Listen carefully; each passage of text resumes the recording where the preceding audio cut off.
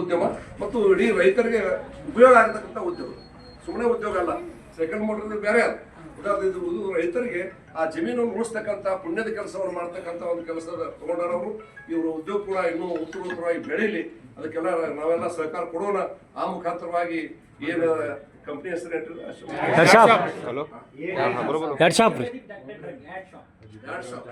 ಈ ಒಂದು ಕಂಪ್ನಿ ಉತ್ಪನ್ನಗಳು ನಮ್ಮ ಎಲ್ಲ ರೈತರ ಹೊಲಗಳಿಗೆ ಮುಟ್ಲಿ, ಅವ್ರ ಮನಸ್ಸಿಗೆ ಮುಟ್ಲಿ.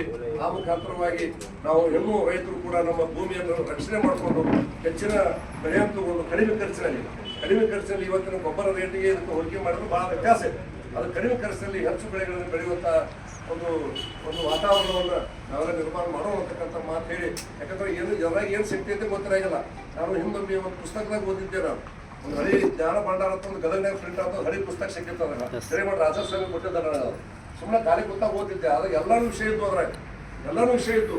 ಅದ್ರಾಗ ಒಂದು ಇದು ಬಂದಿತ್ತಲ್ಲ, ಈ ಹೆಣ್ಮಕ್ಳು ಹೆರಿಗೆ ಹಾಕೈತಲ್ಲ ಮಾಡಿರ್ತಾರ. ಅದು ಆ ಹೊಟ್ಲೆ ಹೆಣ್ಮಗಳಿಗೆ ಈಗ ನಾವು ಸೀಸನ್ನೇ ಮಾಡಿಸ್ಬಿಡ್ತೇವೆ. ಹೋಗೋಣ ಸೀದಾ ನ್ಯಾಚುರಲ್ ಹೆರಿಗೆನೇ ನಾವು ಎಲ್ಲ ನ್ಯಾಚುರಲ್ ನಡೆದು ಬಿಡ್ತಿರ್ತ. ನಮ್ಮ ತಾಯಿ ಅವ್ವ ಎಲ್ಲ 8-10 ಮಕ್ಕಳು ನಡೆದ್ರು ಎಲ್ಲಿ ದವಾಖಾನೆ ಹೋಗಿಲ್ಲ ಯಾರು ಕೂಡ. ನಾವು 10-12 ಮಂದಿ ಮಕ್ಕಳ ಮನೆಯಾಗ ಹುಟ್ಟಿದ್ದು, ಯಾರು ದವಾಖಾನೆ ನಡೆದಿಲ್ಲ. ನಮ್ಮ ತಾಯಿ ಅದು ಅಷ್ಟು ದುಡಿತಿದ್ರು, ಮತ್ತು ಅಂಥ ಸತ್ವಾದ ಆಹಾರ ತಗೋತಿದ್ರು. ಮತ್ತು ಈ ಮಣ್ಣೊಳಗಿದ್ದಂಥ ಗರ್ಭಿಣಿಯರಾದಾಗ ಗೋಧಿ ಒಳಗಿನ ಮಣ್ಣಿನ ಹೆಂಟಿ